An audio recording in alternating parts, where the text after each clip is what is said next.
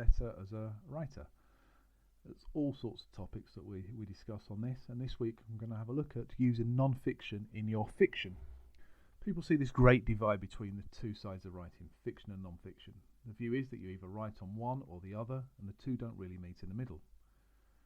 There's this imaginary chasm that if you try to cross, you end up with a fiery death. But in reality, this just isn't the case.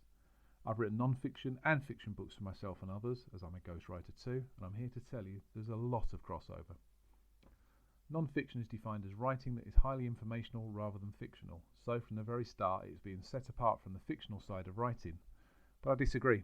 When I was at university studying linguistics, there was a big debate about what was called neutral language. There was some idea that you could write things in a neutral way that conveyed only the fact without any bias or subjectivity.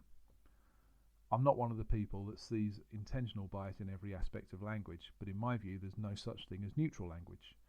With all the fuss over things like fake news, I'm always being told on social media that one source or another is biased and feeding news to promote one side or the other. Language can't be written that does not have connotations for one person or another, or one particular part of society. What may evoke certain emotions to one person might not mean a great deal of anything to another. Where this comes into your writing is the simple fact that you can mix non-fiction with fiction. From the simple act of defining a term or explaining some facts about a location when you first introduce it in your story, you're writing something non-fictional in a fiction book.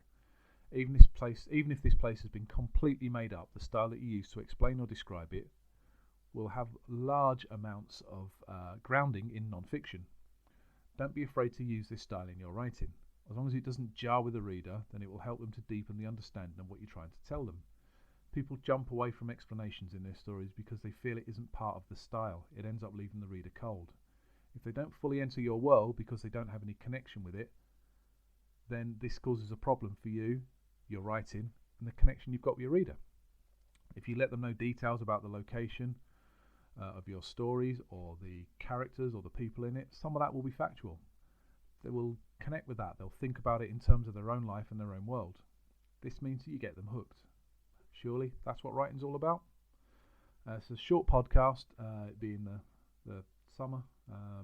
People tend to switch off for a little while, so I'll put this out there and then I'll be back in a few weeks with the next one. Thanks for listening.